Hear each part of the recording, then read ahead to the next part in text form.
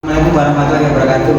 Kami dari kelompok 5 akan mempersembahkan video presentasi. Kami terdiri dari 4 anggota. Yang pertama, namaku Rino Novita Darmawan. Yang kedua, nama saya Fadrul Nova Rafiah Hidar. Yang ketiga, nama saya. Yang keempat, nama saya Muhammad Ibnu Novan. Tahap yang pertama, kami akan menjelaskan tentang subtopik penugasan kami, yakni terdiri dari 3 subtopik. Untuk subs yang pertama, pengembangan dan pelatihan SDM. Untuk topiknya, pengembangan, evaluasi, dan pengembangan karir. Untuk topiknya yang ketiga, yakni isu hukum dan evaluasi karir. Oke, untuk struktur yang kedua, latar belakang.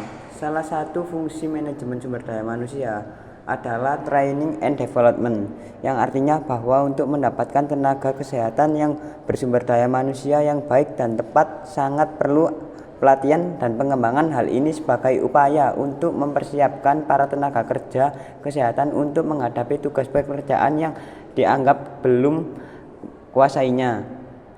Manajemen tahu yang diperlukan Taylor bahwa tenaga kerja membutuhkan pelatihan kerja yang tepat. Teori ini sangat tepat untuk menghindari kemungkinan terburuk dalam kemampuan dan tanggung jawab bekerja, sehingga dalam menyelesaikan tugas jabatan lebih efektif dan efisien sesuai dengan aturan yang telah ditetapkan.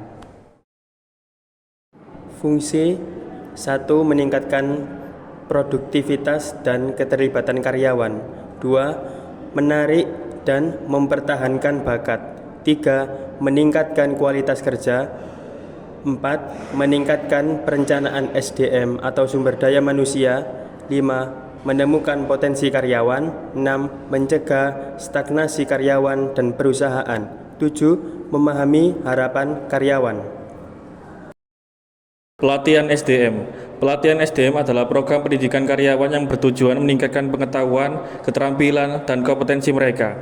Pelatihan SDM merupakan salah satu upaya perusahaan untuk memperbaiki kinerja karyawan dan menciptakan SDM yang berkualitas. Pengembangan SDM.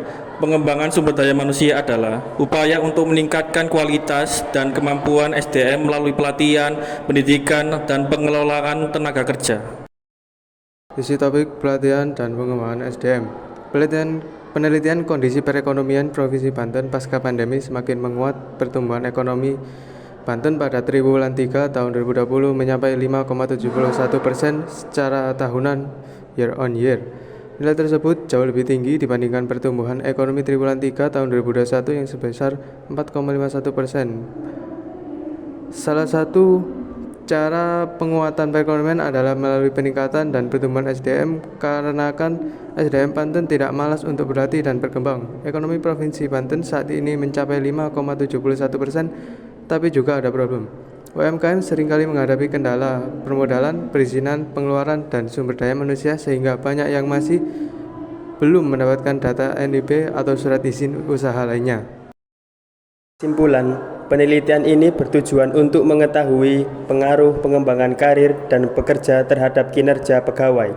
Pada Dinas Perhubungan Kota Serang Mideu digunakan adalah explanatory research dengan teknik analisis menggunakan statistik dengan pengujian regresi, korelasi, determinasi, dan uji hipotesis. Jadi yang kita ambil dari permasalahan berikut yakni seseorang pengusaha maupun pengusaha UMKM juga harus memiliki legalitas yang beroperasi sesuai dengan hukum yang dapat melindungi Anda dari masalah hukum. Oke, sekian, terima kasih dari kami. Kami tutup tugas presentasi kita. Assalamualaikum warahmatullahi wabarakatuh.